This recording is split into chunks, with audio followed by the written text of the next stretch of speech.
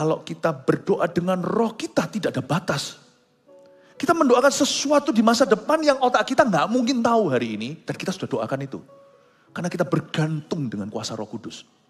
Bukan kemampuan kita.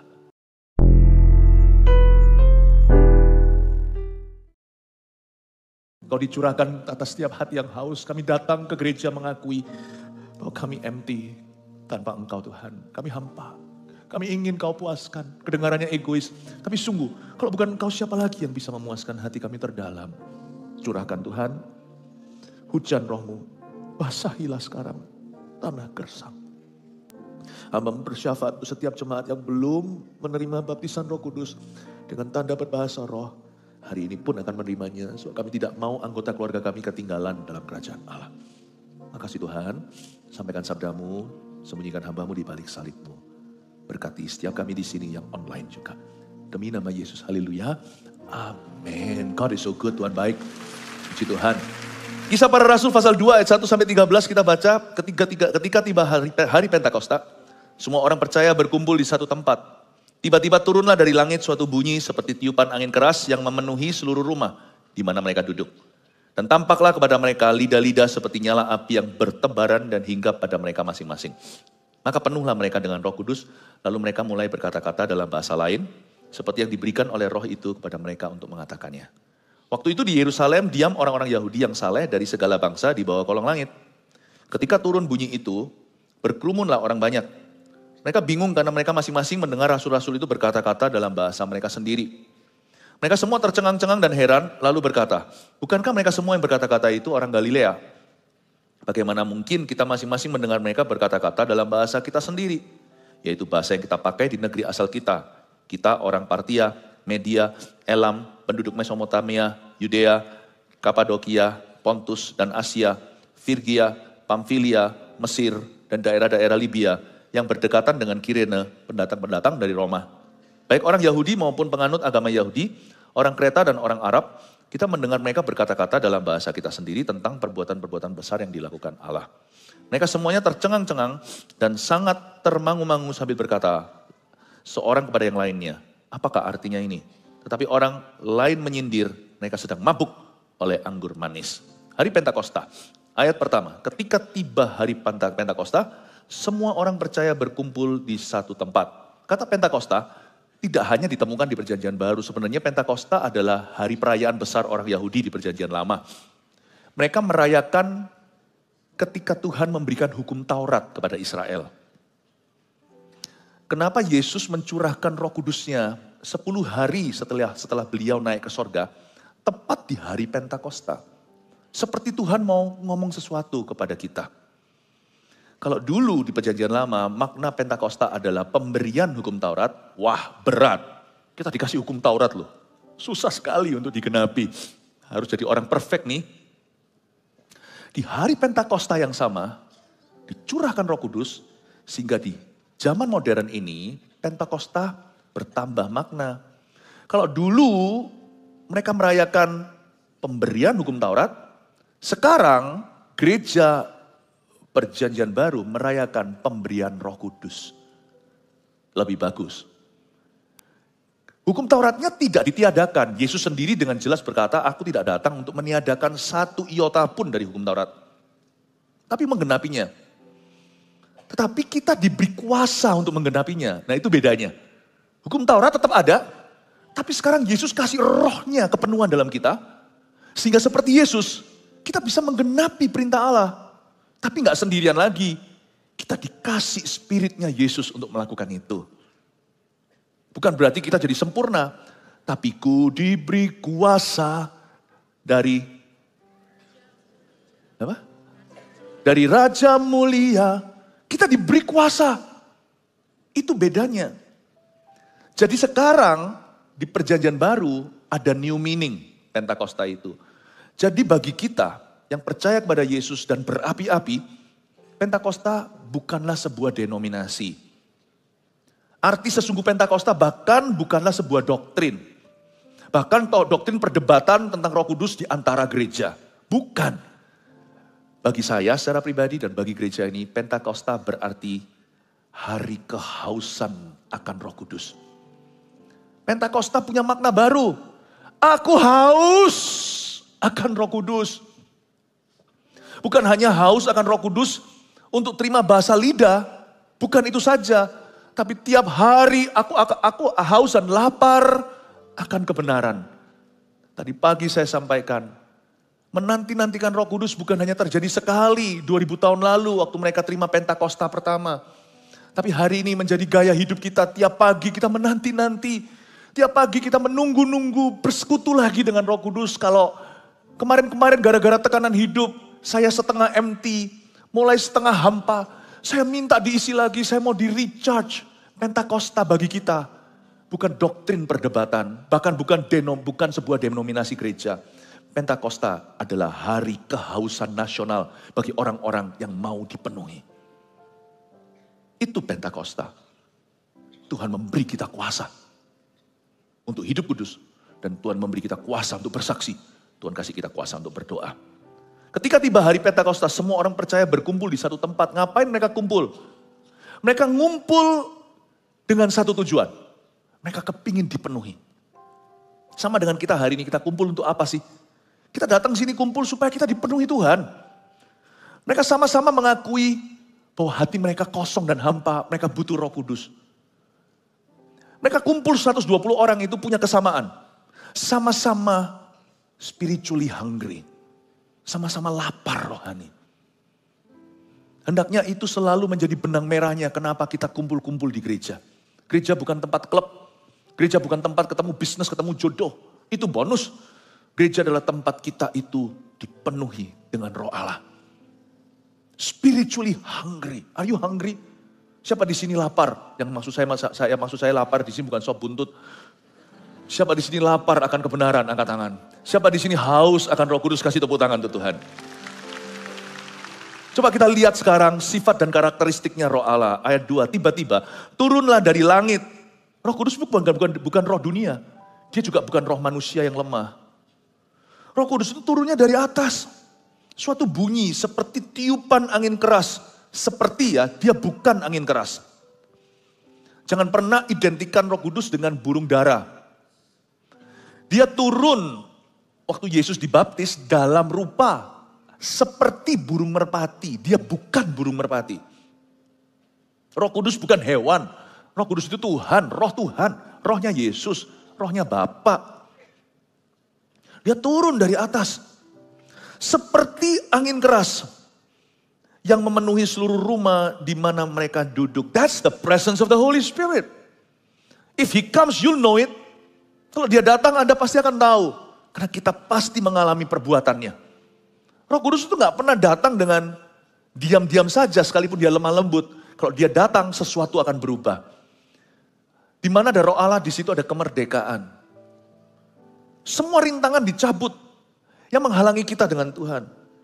The Holy Spirit's presence is likened to a strong wind. Hadirat Roh Kudus di sini disamakan dengan samakan dengan angin keras. Dalam bahasa Yunaninya, kata roh atau spirit itu mirip dengan kata wind atau angin. Karena Tuhan tahu bahwa dalam culture kebudayaan saat itu, yang disebut roh itu seperti angin, datanglah Dia dengan tiupan angin keras. Roh Kudus itu datang meskipun gak kelihatan. Semua orang bisa merasakan, bahkan banyak orang bisa mendengarkan tiupan angin keras itu padahal mereka indoor, di dalam ruangan.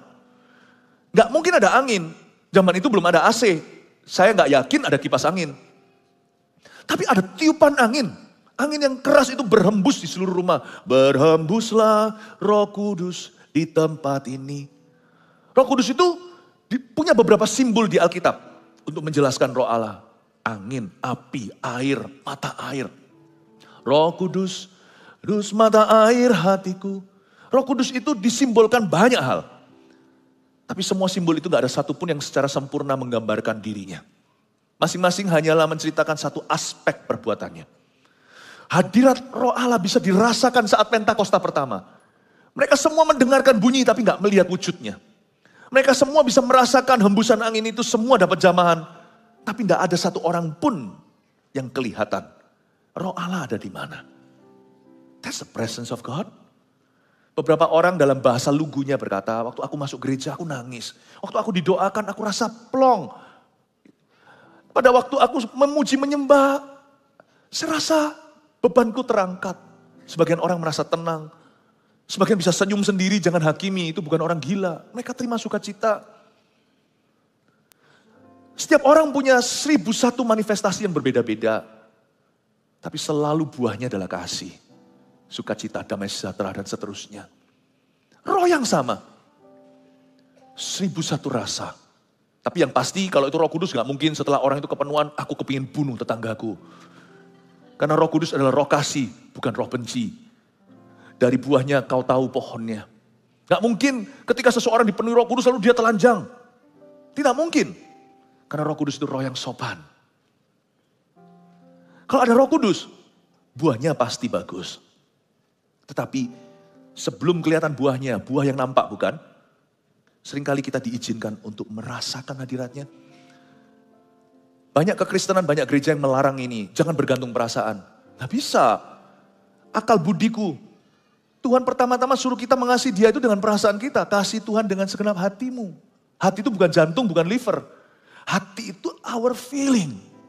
Lalu dengan segenap akal budi juga kekuatan. Bagaimana pernikahan kalau enggak punya perasaan? I love you too. Kayak robot aja. Semuanya teori, hari ini aku harus mengucapkan 7 kali. Aku cinta padamu. Aku cinta padamu ya, nomor 2 aku mengucapkannya. Nanti jam 1 saya akan mengucapkan ketiga kali. Mana enak hubungan begitu. It's okay untuk merasakan Roh Kudus. Ketika saya haus, ketika saya lapar, ketika saya lemah, ketika saya gelisah, saya masuk ke ruang doa saya kata, let me feel your presence. Tapi saya nggak tentukan seperti apa. Kadang-kadang nggak terjadi apa-apa, gereng-gereng pun nggak terasa, nggak ada aliran listrik. Tapi waktu saya tenang diam, konsentrasi just between God and me, hanya antara dia dan saya. Terkadang perasaan itu hanyalah sebuah kesaksian hati, kesaksian roh saya. Seperti Tuhan berkata, aku masih ada di sini. Terkadang hanyalah perasaan sangat tenang. Kadang-kadang saya menangis. Pernah sekali waktu saya masuk hadirat Tuhan, saya berkata, Tuhan touch me. Saya tidak malu. Peduli amat orang yang punya hubungan yang, peduli amat orang Kristen lain yang punya hubungan yang kaku dengan Tuhannya. Saya tidak punya hubungan seperti itu. Waktu saya berkata, touch me. Saya pernah sekali loh, saya nggak buat-buat itu. Karena saya sendiri di ruangan itu. Saya dijamah Tuhan, saya rebah di kursi saya. Dijamah Roh Kudus, saya rebah. Jangan hakimi pengalaman orang. Karena Roh Kudus pun datang. Pada waktu Pentakosta itu di ayat 2. Dia datang dengan sensasi dan dengan suara. Dengan tiupan angin keras. Memenuhi bukan hanya manusia tapi seluruh rumah di mana mereka duduk. He is the wind, heaven's wind. Dialah angin sorgawi. Saya jadi ingat Yeskiel sang nabi berkata, dia disuruh Tuhan bernubuat terhadap 4 arah angin. Berhembuslah. Maka semua mayat tulang belulang yang bergelimpangan itu dihidupkan menjadi tentara Tuhan. Dialah angin sorgawi itu. Berhembuslah Roh Kudus. Ayat 2 ini mungkin gereja-gereja yang kaku, orang-orang Kristen yang anti dengan pengalaman dan manifestasi. Harus baca dengan teliti. He made himself felt that day. Dia buat dirinya terasa hari itu. Karena kita butuh. Coba ya kalau Anda punya bayi, jangan dijamah. Diajak ngomong aja, tapi jangan dijamah. Nanti dia besarnya pasti ada masalah sakit jiwa. Kita dicipta oleh Tuhan untuk jamahan, untuk menjamah dan untuk dijamah. Touch is also God's language. Jamahan juga adalah salah satu bahasa Tuhan. Jadi jangan pernah Anda merasa terintimidasi kalau Anda berada di dalam ruangan, tiba-tiba Anda mengalami Tuhan. Atau Anda di ruang doa, Anda alami Roh Kudus. Jangan izinkan orang menghakimimu. Asal Anda tidak cari perhatian. Caper sendiri. Lalu nari-nari naik ke kursi. Itu gak tertib namanya. Lalu orang-orang semua kesenggol, semua mak-mak sampai jatuh ke tanah. Saya tidak akan izinkan seperti itu dalam pertemuan kita. Tapi kalau Anda mengalami sesuatu yang deep inside you. Tapi Anda punya ekspresi juga. Selama itu baik. Selama itu berkenan pada Tuhan. Monggo silakan. Ayat 4. Maka penuhlah mereka dengan Roh Kudus. Alkitab berkata penuhlah mereka dengan Roh Kudus. Mana mereka tahu mereka penuh atau enggak. Lalu mereka mulai berkata-kata dalam bahasa lain. Seperti yang diberikan oleh Roh itu kepada mereka untuk mengatakannya. Alkitab itu sangat cengli, sangat masuk akal. Maka penuhlah mereka dengan Roh Kudus, berikut buktinya. Mereka berbicara dalam bahasa lain, yaitu bahasa yang Roh Kudus berikan untuk mereka mengatakannya. Hari itu ada 120 lidah api. Setiap kepala dapat satu. Karena itu orang yang terima baptisan Roh Kudus terima bukan hanya menerima karunia, tapi menerima personal fire. Menerima api pribadi. Api ini sifatnya supranatural, lain dengan api alami. Api alami itu naik ke atas. Coba lihat ya, kalau Anda bakar sesuatu, dia menguap kan, ada asap. Misalnya kalau ada api di sini, dia pasti naik ke atas. Tapi anehnya, api Roh Kudus bukan dari dunia ini. Api itu turun ke bawah. Dia membuat orang tersebut yang terjamah berapi-api tapi tidak dihanguskan seperti semak belukar Musa. Api Roh Kudus itu tidak akan membuatmu burn out. Justru orang yang tidak punya api Roh Kudus akan gampang burn out dalam pelayanan, dalam pernikahan, dalam tanggung jawabnya sehari-hari. Api Roh Kudus ini api yang supernatural, api yang personal. Dan mereka dikatakan di ayat 4 berkata-kata dalam bahasa-bahasa lain. Banyak sekali gereja berdebat di ayat 4. Bahasa roh itu bukan bahasa roh yang kedengaran bodoh, yang gak ada artinya itu kalau tadi seperti tadi waktu kita menyembah atau waktu kita berdoa. Ini bahasa roh yang dimaksudkan sini adalah bahasa Indonesia, bahasa Inggris, bahasa manusia. Iya, tunggu dulu. Coba saya ajak mikir sedikit supaya kita gak bingung. Tujuan saya ngomong gini, bukan membuktikan benar dan salah, tapi supaya menunjukkan pada Anda bahwa bahasa roh itu adalah dari Tuhan. Bahasa manusia, kita kalau nggak dapat karunia juga kita bisa belajar. Tapi memang hari itu sekelompok orang-orang Galilea yang bicara, orang-orang Galilea itu kurang terpelajar, kebanyakan mereka nelayan. Mereka tidak tiba-tiba bisa bicara bahasa asing, itu luar biasa, memang itu fenomena. Tapi bahasa itu sendiri kan alami. Bahasa-bahasa manusia, Mesopotamia, bahasa Mesir. Maka penuhlah mereka dengan Roh Kudus ayat 4, lalu mereka mulai berkata-kata dalam bahasa-bahasa lain. Bahasa-bahasa lain ini kategorinya luas. Bahasa-bahasa lain ini bahasa manusia atau bahasa malaikat. Bahasa rahasia sorga atau bahasa alami bangsa-bangsa. Seperti yang diberikan oleh roh itu kepada mereka untuk mengatakannya. Anda lihat ya, 120 orang terima lidah api. Tetapi waktu nanti Anda baca, list daftar yang tadi kita baca di ayat 9 dan 10 tersebut, hanya ada 12 languages plus. Cuman ada kurang lebih 12-an bahasa. 120 orang bicara bahasa lain. Only 12 bicara bahasa-bahasa asing yang disebutkan di ayat 9. Berarti, most of them, sebagian besar, spoke in unknown tongues. Sebagian besar bicara dalam bahasa yang tidak berasal dari dunia. Misalnya kita 120 orang dalam persekutuan doa, lalu tiba-tiba di luar sana ada 300 orang jalan-jalan lalu dengar terjadi kerumuhan, keramaian. Mereka ngintip dari jendela, buka pintu, dengarkan dari 120 itu mengucapkan sesuatu dalam bahasa mereka. Di sana ada orang Burma, di situ ada orang Filipin, bicara bahasa Tagalog. Pastilah Tuhan itu gak akan menimbulkan kekacauan. Kalau ada satu orang ngomong bahasa Tagalog dari 120 itu, gak mungkin ada 20 yang ngomong bahasa Tagalog. Jadi bingung konsentrasi, mendingan saya orang Filipin dengar satu orang ngomong Tagalog dari 120 itu, ya. Sedangkan saya gak ngerti Japanese, saya gak ngerti bahasa Jepang. Jadi itu seperti gak ada bedanya.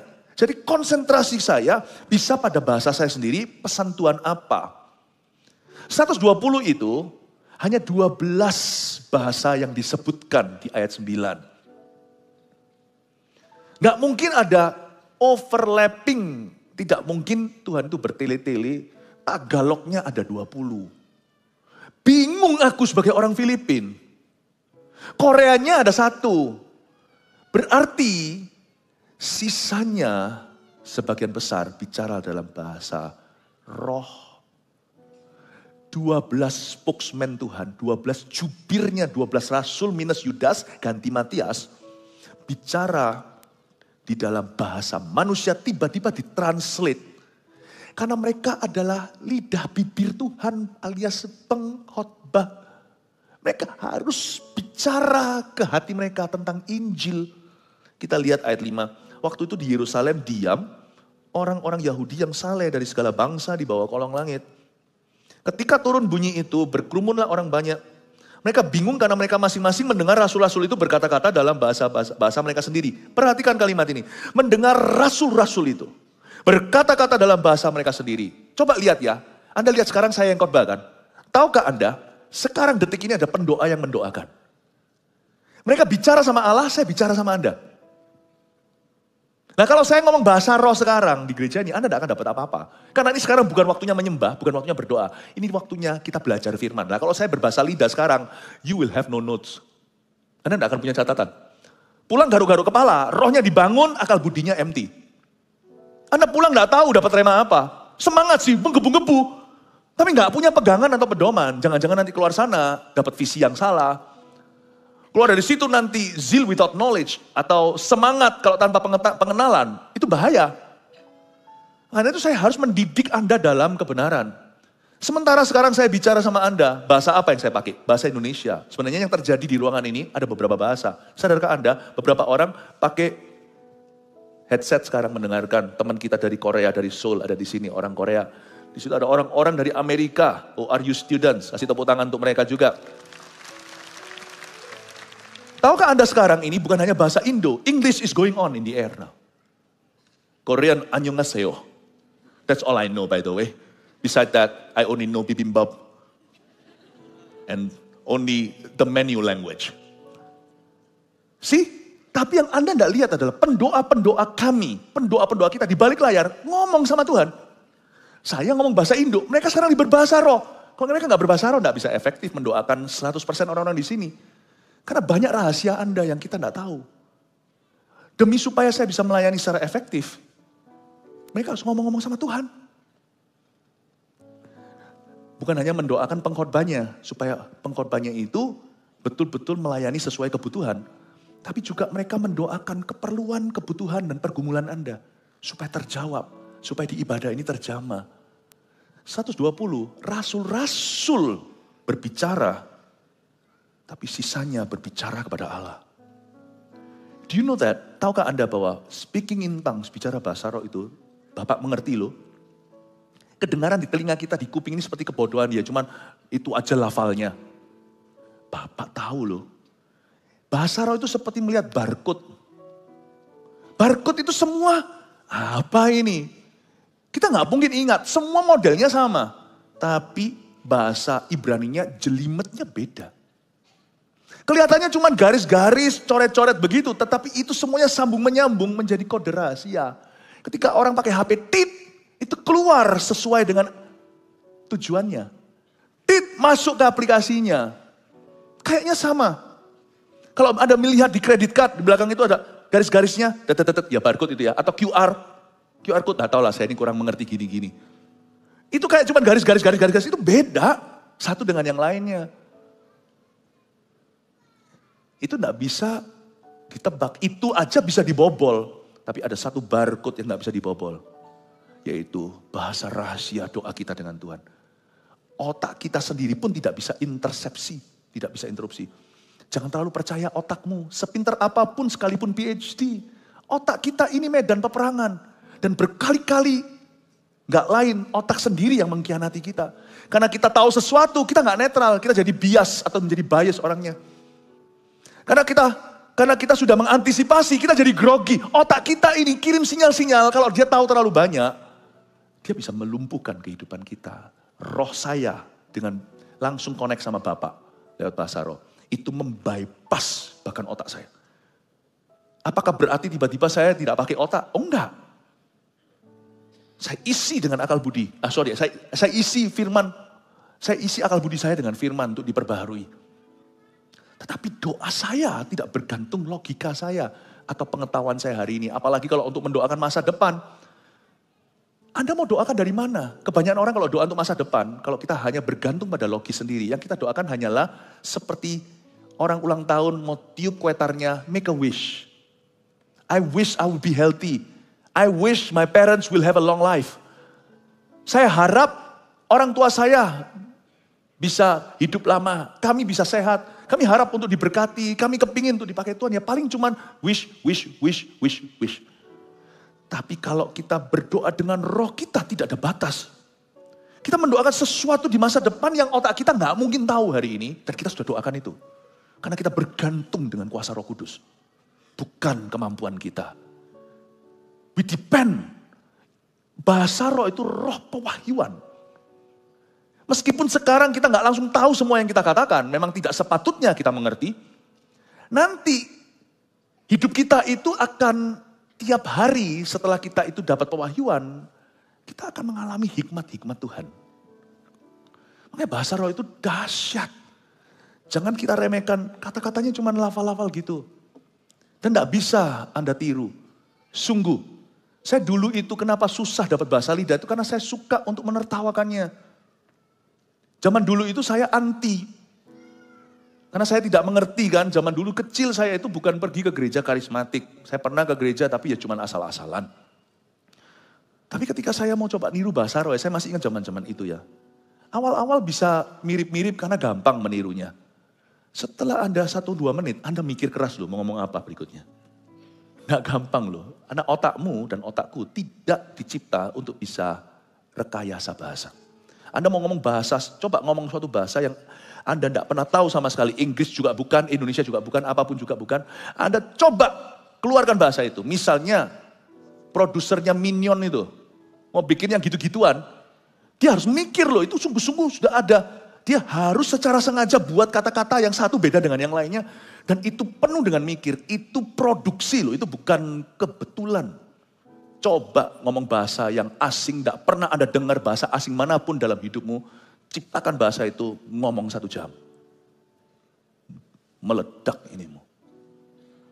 Meledak. Pasti nanti nggak sengaja nyerempet keluar bahasa Indonesianya. Keluar kosakata-kosakata yang Anda sudah tahu, tidak fair. Karena itu ketika seseorang mau terima bahasa roh, dia seringkali ditaburi oleh setan yang namanya roh ragu. Dikasih benih-benih kebimbangan. Sehingga dia bertanya, ini Tuhan atau ini aku niru? Silakan niru coba. Dulu waktu saya masih anti, saya pernah menentang. Saya pernah buat-buat, susahnya setengah mati. Bahasa roh itu tidak bisa kau ciptakan. Apalagi kalau Anda melihat orang yang berdoa tanpa mikir terus ngalir. Lalu bisa sungguh-sungguh bersyafaat berdoa. Bahkan beberapa terjamah, ada yang menangis. Gak mikir ke bahasanya. Tapi dari dalam sanubarinya mengalir seperti aliran-aliran kehidupan. Makanya berbahasa roh itu sangat berkenaan dengan a spirit-led life. Hidup yang dituntun sama Roh Kudus. Itu sangat dekat hubungannya. A spirit-led life. Waktu kita ngalami besok hari, atau kita ngalami malamnya, paginya saya berbahasa roh. Waktu saya alami, kok rasanya deja vu ya? Kayaknya pernah terjadi ini. Bukan, tadi pagi waktu Anda doa, Tuhan sudah bawa Anda. Tuhan sudah bawa Anda ke sana. Meskipun nanti malam harinya, secara realnya, baru terjadi di realitamu. Tetapi Tuhan pagi hari sudah mempersiapkanmu. Wahyunya sudah diberi, Anda tidak ngerti. Waktu Anda alami itu finally, misalnya nanti sorenya, hikmat tiba-tiba dengan mudah dikucurkan. Kayak seperti kita sudah upload dulu gitu dalam roh kita. Nanti waktu kita mengalaminya, tinggal di-download sesuai dengan keperluan kita. Tiba-tiba dicairkan seperti ATM, mesin ATM. Sudah ada cash-nya di dalam. Nanti waktu kita butuh 100.000, keluar 100.000. Ini bukan bicara tentang harta dunia, bicara tentang hikmat Allah. Roh, wahyu, dan hikmat. Makanya penting sekali. Dan waktu di hari itu di Yerusalem berkumpul orang-orang Yahudi yang saleh dari segala bangsa di bawah kolong langit. Ayat 6, ketika turun bunyi itu berkerumunlah orang banyak. Mereka bingung karena mereka masing-masing mendengar rasul-rasul itu berkata-kata dalam bahasa mereka sendiri. Mereka semua tercengang-cengang dan heran. Lalu berkata, bukankah mereka semua yang berkata-kata itu orang Galilea? Sekali lagi orang Galilea tidak terpelajar. Dan mereka adalah bangsa Israel yang bicara dengan aksen yang cukup kental. Jadi medoklah orang Galilea itu. Jadi mereka semua heran. Ini semua para nelayan kok bisa ngomong bahasa-bahasa berikut ayat 8. Bagaimana mungkin kita masing-masing mendengar mereka berkata-kata dalam bahasa kita sendiri, yaitu bahasa yang kita pakai di negeri asal kita. Mari kita berhitung. 1, kita orang Partia, Media, Elam, penduduk Mesopotamia. 4, Yudea 5, Kapadokia, Pontius, Asia 8, Frigia, Pamfilia, Mesir, dan daerah-daerah Libya yang berdekatan dengan Kirene, yaitu Afrika, pendatang-pendatang dari Roma. Pendatang-pendatang dari Roma saya tidak hitung, karena Roma itu melting pot. Zaman dulu yang namanya Roma itu seperti New York. Anda kalau jalan di New York, jalan ini dengan jalan berikutnya bahasanya bisa beda. Sini ngomong bahasa Timur Tengah, situ, wah semua culture ada di sana. Penduduk Roma itu banyak orang yang datang dari Roma, karena waktu Pentakosta ini, mereka semua datang ke Israel untuk berziarah. Tepat sekali pencurahan terjadi waktu bangsa-bangsa berkumpul di Yerusalem. 12, tentunya di sini ada Asia. Asia ini bukan Asia kita. Asia ini daerah Turki sana dengan banyak bahasa-bahasa yang lainnya. Saya hitung satu aja sekalipun mungkin gak persis 12. Ya tambah-tambah ini itu paling 15 lah. Taruhlah 20 maksimal. 20 bahasa yang beredar di antara 120. 100 diantaranya berbicara dalam bahasa roh saja. Sebenarnya 120, tapi 20 itu tiba-tiba ditambah karunia menafsirkan bahasa lidah untuk bukan sebagai bahasa doa lagi, tapi sebagai pesan Tuhan secara khusus untuk orang Partia, untuk orang Media, Elam, Mesopotamia, Yudea, Kapadokia. Kalau saya baca ini, Cengli-nya tidak tertulis begini, tapi yang masuk akal buat saya, gak mungkin Tagalog itu 50 bicara Tagalog. Bingung tuh orang Filipinnya. Misalnya kalau Anda di tengah-tengah sekelompok orang, Anda hanya ngerti bahasa Indonesia, yang ngomong bahasa Indo satu, yang lainnya Jepang, Korea, semua ngomong sendiri. Anda lebih mudah konsentrasi karena FM-nya sama. Tapi kalau FM-nya ada 20 semuanya, gak tertib namanya. Saya ambil asumsi dari sini. Saya spekulasi, tapi saya percaya tidak luput jauh daripada dugaan saya. Most of them spoke in unknown tongues. Glosolalia. Tapi kami para pengkhotbah dikasih Tuhan pesan, tiba-tiba berubah. Berubah. Tetap bahasa roh. Tapi untuk saat itu kami di-hijack seperti di-hijack itu apa ya? Seperti tiba-tiba seperti dibajak. Untuk mengutarakan sesuatu yang pendengar bisa mengerti. Ayat 11, baik orang Yahudi maupun penganut agama Yahudi, orang Kreta dan orang Arab, kita mendengar mereka berkata-kata dalam bahasa kita sendiri tentang perbuatan-perbuatan besar yang dilakukan Allah. Jadi semua orang yang berdoa berbahasa roh, yang ketahuan 15 plus bahasa itu, atau taruhlah 20, mereka semua isinya baik Tagalognya lah, Mesirnya lah, Koreanya lah, semuanya itu tentang perbuatan-perbuatan besar yang dilakukan Allah. Beda-beda. Tapi semuanya kesaksian tentang Tuhan. Maka saya percaya, sisanya 100-an orang yang berbahasa glosolalia atau berbahasa lidah, yang tidak dari manusia. Bahasa malaikat lah katakan. Bahasa rahasia sorga. Mereka juga sama mengucapkan perbuatan besar yang dilakukan Allah. Tapi bukan sebagai kesaksian untuk manusia. Tapi mengutarakan kepada Tuhan sebagai pujian. Terpujilah Tuhan Allah yang perkasa. Ini kan kita ngomong sama Tuhan. Dulu, sekarang, dan selamanya. Terpujilah Tuhan Allah yang perkasa. Yang berkuasa selamanya. Blessed be the Lord God Almighty. Who was and is to come. Blessed be the Lord God Almighty, who reigns forevermore. Kita mengutarakan pada Tuhan, menceritakan kepada Tuhan perbuatan-perbuatan besarnya dalam roh pujian, dalam roh pengagungan. Tapi 20 yang lain, itu 100 begitu, yang 20 mengutarakan perbuatan-perbuatan besar yang dilakukan Allah dan menceritakannya bukan kepada Tuhan dalam roh pujian dan pengagungan, tapi kepada manusia yang mendengarnya dalam bahasa mereka mengutarakannya di dalam roh kesaksian. Berarti bahasa roh yang diberikan kepada Roh Kudus untuk kita katakan itu penuh arti. Kita nggak hanya keluarkan lafal-lafal barcode tersebut, itu. Di sisi sini kedengarannya sama. Sorry ya, misalnya bahasa Korea. I'm not familiar dengan bahasa Korea, tetapi bahasa Korea, you get translated, right? You get translation, right? Bahasa Korea, bagi saya, kedengarannya sama. Lafalnya ya itu. Sorry kalau saya niru, saya bukan ngece ya. Saya bukan ngece. If I imitating you, not because I am, ya segitulah kira-kira lah. Bahasanya itu sama. Right? To us, there's no difference. There's no difference. Because I'm not Korean, I'm not familiar. Karena my nature is Indonesian. Karena hakikat saya orang Indonesia. Jadi dari sisi kita kedengarannya cuma, saya baru tahu loh, annyeonghaseyo sama yapuseyo itu beda. Annyeonghaseyo itu kalau kita ketemu annyeonghaseyo. Tapi kalau kita telepon, yapuseyo. Jadi saya kalau mau niru orang Korea gampang. But it's a complicated language. Kalau Anda pelajari bahasa Korea, itu susah. Beda. Orang suka main, dulu zaman-zaman rasis, suka mempermainkan bahasa Chinese. Gitu ya. Saya tahu bahasa Chinese. Beda. Begitu trikinya, ma, itu beda. Jangan panggil ibu Anda ma, itu kuda. Mama. Jangan manggilnya mama. Jangan bilang ma itu marah, ma itu maki. Se itu 4, se itu mati. Beda.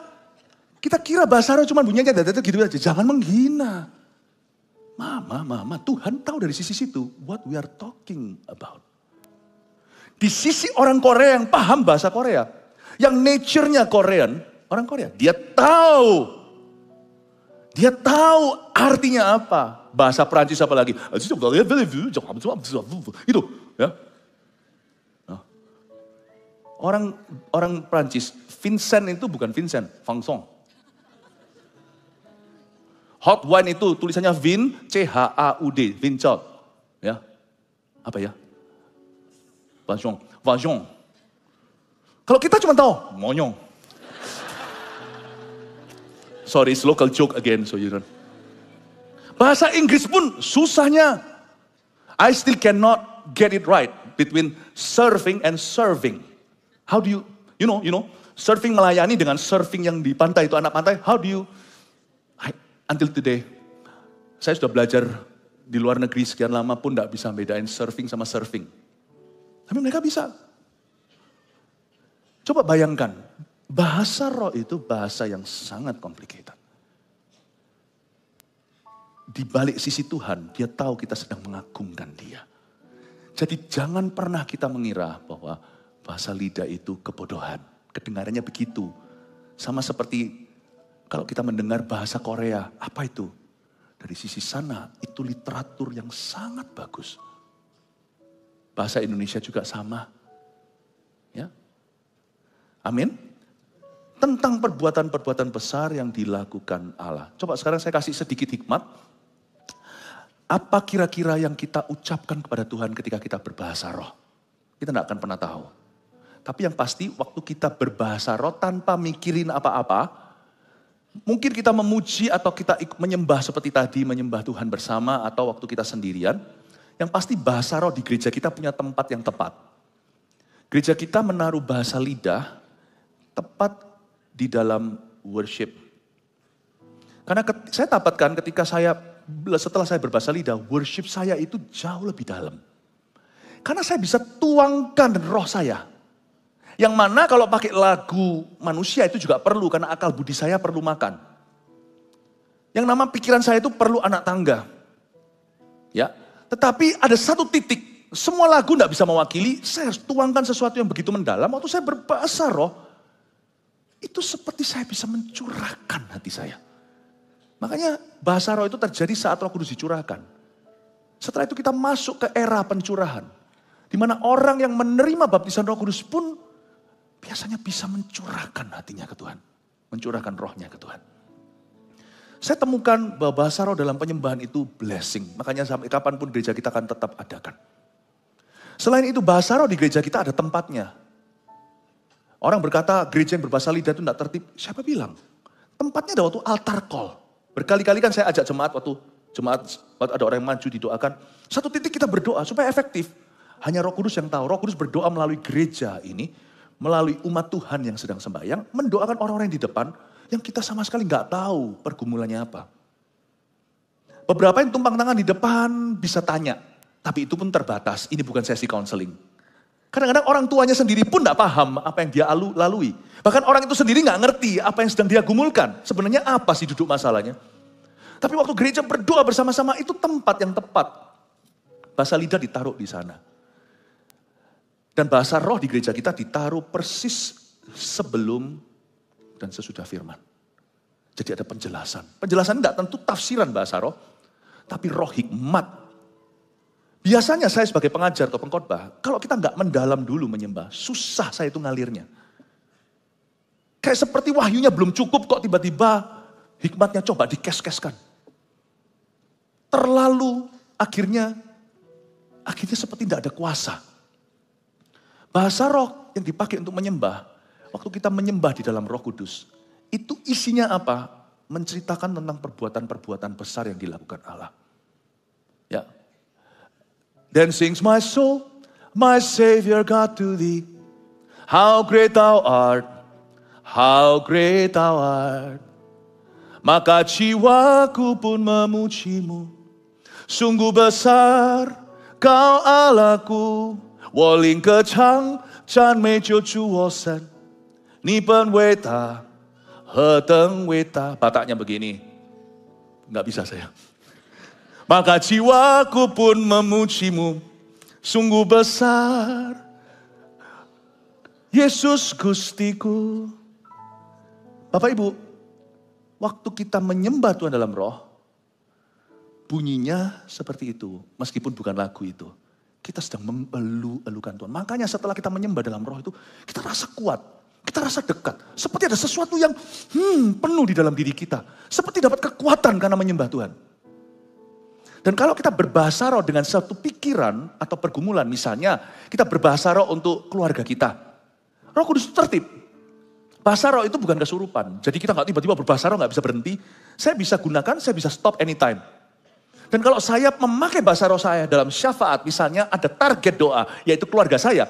Saya akan berdoa setelah biasanya saya mulai dengan akal budi dulu. Tuhan saya berdoa untuk orang tua, untuk istri, untuk anak, untuk saudara. Saya berdoa misalnya untuk keluarga atau untuk gereja. Saya berdoa mulai dulu, tapi satu titik saya tidak tahu mau doa apa lagi. Roh membantu kita dalam kelemahan kita ketika kita tidak tahu bagaimana harus berdoa. Roma 8 ayat 26. Saya lanjut dengan bahasa roh. Seolah-olah sebelum saya bahasa lidah nggak plong gitu loh. Rasanya doaku itu sudah sungguh-sungguh, tapi rasanya kok belum semua kena sasaran. Karena saya nggak tahu apa-apa. Jadi waktu saya mulai berbahasa roh dan saya mulai berdoa untuk keluarga saya, satu titik saya berhenti. Ketika saya merasa seperti sejahtera plong kayaknya, udah kena nih. Udah jackpot kena apa yang dibutuhkan. Saya nggak bisa menjelaskan, waktu saya berbahasa roh, ada beban yang terangkat waktu saya mendoakan beban saya itu. Saya mendoakan suatu yang rahasia.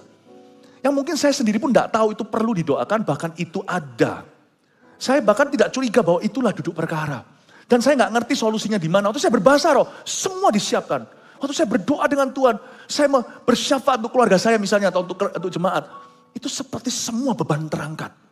Kalau Anda bahasa roh, untuk sesuatu, misalnya untuk kerjaan Anda, atau untuk CG Anda, untuk tetangga Anda yang Anda mau menangkan, you pray. Waktu Anda berdoa sungguh-sungguh dengan bahasa lidah itu. Anda sedang mendoakan orang itu dari versi Roh Kudus. Tapi akal budi dari versimu. Ada kemitraan ilahi. Saya nggak hanya berdoa bahasa roh saja. Kalau saya doanya hanya bahasa lidah. Nanti setelah saya doa, saya nggak ngerti dari mana. Dari mana saya harus beriman. Kalau saya doa dengan akal budi, saya jadi ngerti. Saya dulu pernah mendoakan keselamatan tetangga saya. Saya doa untuk dia, Tuhan selamatkan dia, bla bla bla. Lalu saya berbahasa lidah. Nanti minggu-minggu depan entah gimana, tiba-tiba bisa anaknya sama anak saya bisa kenalan di sekolah segalanya. Lalu satu hal nuntun ke hal lain. Saya bisa lihat ini hasil doa. Sekalipun saya nggak tahu dari mana, bahasa roh itu sudah mendoakan supaya my path ketemu dengan dia punya path. Yang itu saya nggak tahu harus doanya gimana. Tapi saya ingat waktu saya doa dengan bahasa manusia akal budi saya mendoakan untuk keselamatannya. Jadi saya tahu bahwa ini bukan kebetulan. Makanya berdoalah dengan akal budimu kata Paulus. Tapi berdoalah dengan roh. Aku berdoa dalam roh. Aku berbahasa roh lebih daripada kamu semua. Kata Paulus dalam suratnya di Korintus. Jangan padamkan roh. Yang disebut menafsirkan bahasa roh itu bukan terjemahan. I love you itu wo aini. Aku, I. Cinta, love. Padamu, you. Bukan gitu. Itu terjemahan. Siapa bilang ada karunia terjemahan Roh Kudus? Yang ada itu karunia tafsiran. Setelah kita berdoa, hidup kita itu seperti dituntun. Setiap langkah kita itu seperti tafsiran bahasa roh kita tadi pagi. Atau kemarin, atau minggu lalu. Saya kok bisa ketemu ini? Kok bisa gini? Kok gini? Spirit-led life. Tafsiran, bukan terjemahan. Makanya banyak orang menuntut gini. Kalau mau bahasa roh, terjemahin loh, tafsir loh. Nggak ngerti. Diterjemahkan nggak boleh. Tafsirkan itu bukan hanya dalam kehidupan yang mendoakan. Tapi sekelilingnya pun akan mengalami tuntunan Roh Kudus. Anda jangan kaget ya. Anda berbahasa roh bersyafat. Satu keluarga Anda tiba-tiba dituntun. Yang belum diselamatkan, satu diselamatkan. Bisnis Anda akan dituntun sama Tuhan. Dituntun gitu. Dituntun sini. Beberapa orang mengalami tuntunan bukan karena dia dituntun Tuhan. Tapi karena ada orang yang dituntun Tuhan di dekatnya dia ikut ketuntun. Alangkah baiknya jika Anda sendiri juga punya covenant dengan Tuhan. Anda berbahasa roh juga berdoa. Anda sendiri akan mengalami tuntunan langsung. Bahasa roh ini tidak mempengaruhi keselamatan. Maksudnya tidak mempengaruhi keselamatan gini loh. Tadi pagi saya panjang lebar jelaskan. Kalau kita berbahasa roh jangan anggap remeh dan anggap rendah orang yang tidak berbahasa lidah. Jangan berkata kamu tidak punya Roh Kudus. Siapa bilang orang yang punya bahasa roh, yang bisa bahasa roh yang punya Roh Kudus. Ketika orang terima Yesus dia punya Roh Kudus. Tapi ada satu karunia berikutnya yang Tuhan berikan namanya baptisan Roh Kudus. Katakan baptisan Roh Kudus. Ini karunia berikutnya. Gereja punya dua pendirian. Ada gereja yang percaya baptisan Roh Kudus itu ya pengalaman lahir baru. Bahasa roh itu bisa ada, bisa enggak usah dicari. Kalau dapat ya dapat, kalau enggak ya enggak. Bahkan ada gereja yang lebih ekstrim berkata sudah enggak ada bahasa lidah itu. Jadi gereja atau orang Kristen yang berbahasa lidah disebut sesat. Mereka pandang hina. Seperti kebodohan gitu loh. Ya, jangan kaget loh ya. Hari ini yang berbahasa roh itu lawyer, pengacara, dokter. Orang-orang yang sangat pinter-pinter, enggak cuma orang-orang yang tidak berpendidikan. Pendidikan, tidak pendidikan, tidak ada hubungan. Jadi ada Kristen yang terlalu ekstrim. Yang berkata yang berbahasa roh itu sesat. Janganlah menurut saya. Karena ini tidak mempengaruhi keselamatan. Kalau satu gereja percaya Yesus bukan Tuhan. Apalagi Yesus itu ciptaan. Nah itu heresi namanya. Itu bidat. Atau itulah yang namanya kesesatan. Jangan gampang-gampang label orang sesat. Jangan gampang. Tapi gereja kita percaya bahwa baptisan Roh Kudus adalah second blessing. Yaitu berkat susulan. Bisa terjadi pas lahir baru seperti Cornelius. Detik di mana dia dengar Injil, dia juga terima baptisan Roh Kudus dengan tanda berbahasa roh. Ya. Tapi juga bisa susulan seperti Kisah Rasul 19, 12 orang di Efesus sudah disebut murid loh. Mereka disebut 12 disciples. Jadi mereka sudah loyal Christians tapi tradisional. Paulus tumpang tangan, mereka penuh Roh Kudus. Bagaimana tahu? Mereka berbahasa roh. Ya. Bisa susulan. Jadi kita melihat ada dua bisa. Tapi tetap gereja kita percaya itu as a second blessing. Tapi yang pasti second blessing gak bisa datang kalau tidak ada first blessing dulu. Baik itu terjadi saat lahir baru atau setelahnya. Seperti saya terima baptisan Roh Kudus dengan tanda berbahasa roh itu setelah saya lahir baru. Sekian periode waktu. Saya gak langsung. Tapi yang pasti kalau orang mau terima baptisan Roh Kudus dengan tanda berbahasa roh, dia mesti terlebih dulu percaya Yesus. Entah waktu dia percaya Yesus langsung dia terima baptisan Roh Kudus, atau setelah dia terima Yesus ada masa penantian sekian lama, dia terima baptisan Roh Kudus nantinya. Saya baru baptis satu orang tidak lama yang lalu. Lalu 1 minggu kemudian dia terima baptisan Roh Kudus saat MSC 1, My Spiritual Journey 1. Dia gak terima saat dia terima Tuhan, meskipun dia dijamah Tuhan gimana, tetapi dia terimanya kemudian. Wow, luar biasa. Ada yang terimanya di kolam baptisan, ada yang 3 tahun lagi. Ada yang 10 tahun kemudian baru dapat. Ada yang seumur hidup jadi gereja, jadi jemaat Kristen, orang Kristen yang tradisional, dari gereja yang tradisional pula. Tapi nanti akhirnya waktu menonton saat teduh bersama, dia dapat bahasa lidah. Saya percaya, gereja kita percaya, ini second blessing. Dan baik gereja yang percaya itu adalah pengalaman lahir baru, maupun gereja kita yang percaya itu second blessing, kita saudara seiman, karena itu tidak mempengaruhi keselamatan. Orang yang tidak berbahasa lidah, kalau dia percaya Yesus, dia punya Roh Kudus. Cuman bedanya, ini baptisan api, baptisan kuasa. Pengaruhnya di doa. Pengaruhnya di kesaksian, bersaksi. Orang yang sudah bahasa roh masih bisa jatuh dalam dosa. Banyak orang karismatik yang habis itu hidupnya tidak karuan karena bahasa roh tidak menggantikan buah roh. Tapi ini baptisan kuasa, power untuk bersaksi, untuk berdoa. Ini tool atau kendaraan untuk bersyafaat. Ini bahasa roh itu. Jadi gereja karismatik jangan menghina gereja yang tradisional dan berkata lu orang tidak punya Roh Kudus. Siapa bilang? Kadang-kadang malahan mereka orangnya lebih baik. Gereja-gereja tradisional itu loyal. Datang ke gereja gak telat-telatan. Duduk dulu saat teduh. Pulang itu gak langsung lari. Duduk dulu dan pejamkan mata. Berapa menit kemudian. Mereka membuat sakral. I think kita perlu belajar. Tapi sebaliknya gereja-gereja tradisional jangan bilang gereja-gereja karismatik sesat. Karena ini gak pengaruh keselamatan. Ya, tapi saya percaya ini second blessing. Jadi karena itu saya kasih 3 poin untuk mengingat khotbah saya supaya Anda selalu bisa referensi lagi. Nomor 1, Pentakosta adalah hari pencurahan Roh Kudus bagi mereka yang haus. Dia bukan doktrin, bukan denominasi, berhenti berdebat. Siapa yang mau, silakan, wong ini kehausan bukan keharusan. Siapa yang merasa gak perlu, ya gak apa-apa. It's okay. Saya gak pernah paksakan. Dan kita gak prejudis, diskriminatif terhadap orang-orang yang berbahasa roh atau tidak berbahasa roh. Karena tuntutan pelayanan itu integritas. Tapi kalau kita menghilangkan itu, menghilangkan baptisan Roh Kudus ini yang seperti yang diajarkan di Kisah Para Rasul, kita menghilangkan satu bagian firman. Nggak boleh, apapun yang terjadi, di luar sana ada trauma, contoh yang salah, tetap firman adalah firman, tidak bisa ditiadakan. Yohanes akan membaptismu dengan air, tapi sebentar lagi kamu akan dibaptis dengan Roh Kudus. It's the scripture. Ya, dan bahasa roh itu berkali-kali itu ada di Alkitab. Saya tidak mau tiadakan. Orang Kristen yang percaya itu tidak ada. Selama dia percaya Yesus ada, saya akan jabat tangan berkata kita saudara seiman.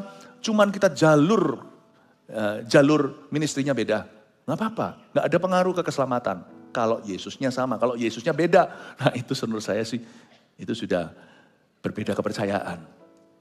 Ya, yang kedua, hadirat Roh Kudus kadang bisa terasa meskipun tidak dapat terlihat. Lihat tadi, tiupan angin keras.